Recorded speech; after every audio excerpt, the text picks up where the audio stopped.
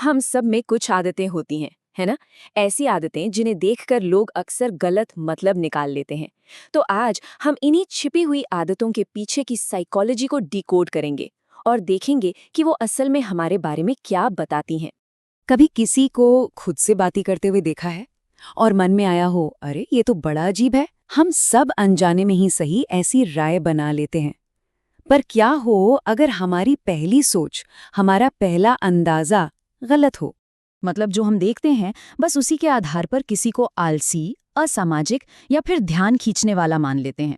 ये एक natural human tendency है, पर ये पूरी कहानी नहीं है। क्या हो अगर ये आदतें कोई खामियां हों ही नहीं, बल्कि हमारे दिमाग के, हमारे कॉम्प्लेक्स मेंटल ऑपरेटिंग सिस्टम से आ रहे सिग्नल्स हों? चलिए इसी में थोड़ा और गहराई से उतरते हैं। तो शुरुआत करते हैं उन आदतों से जिन्हें अक्सर गलत समझा जाता है, लेकिन असल में वो हाई इंटेलिजेंस का साइन हो सकती हैं।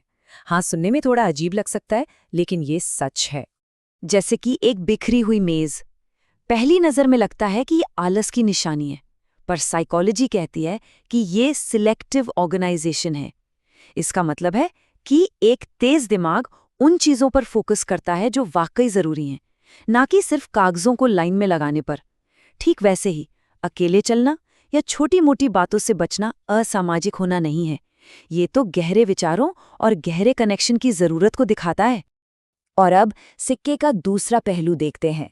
कभी-कभी आत्मविश्वास सिर्फ एक मुखौटा होता है, जिसके पीछे समझ की कमी छिपी होती है। कुछ लोग इतने कॉन्फिडेंस से बात करते हैं, लेकिन उनकी बातों में वो गहराई नहीं होती। साइकोलॉजी में इसे डनिंग क्रूगर इफेक्ट कहते हैं। ये तब होता है जब किसी को इतना भी नहीं पता होता कि उसे कितना कम पता है, और इसीलिए वो पूरे आत्मविश्वास से बोलते हैं, भले ही उनकी समझ आधी अधूरी हो। ये हमें सिखाता है कि सच्चा ज्ञान अक्सर बड़ी खामोशी और विनम्रता के साथ आता है। चलिए अब दिमागी आदतों से आगे बढ़कर सोशल पैटर्न्स को समझते हैं।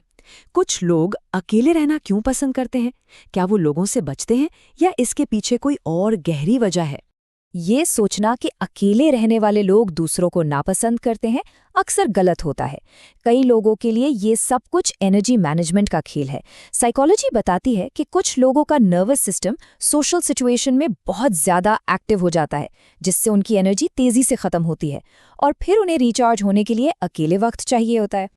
तो असली बात यह है, अकेलापन कोई कमजोरी नहीं, बल्कि एक सोचा समझा फैसला हो सकता है। इसके पीछे गहरे रिश्तों की चाहत हो सकती है, मेंटल एनर्जी को बचाने की ज़रूरत हो सकती है, या फिर बस अपने ही ख्यालों में सुकून पाने की आदत हो सकती है। अब बात करते हैं प्राइवेट वर्ल्ड और पब्लिक इमेज की। सोशल मीडिया से लेकर बर्थडे पार्टी तक कुछ लोग क्यों सुर्खियों से दूर भागते हैं? जो लोग ऑनलाइन कुछ पोस्ट नहीं करते या अपना जन्मदिन नहीं मनाते, उन्हें अक्सर शर्मीला या बोरिंग मान लिया जाता है।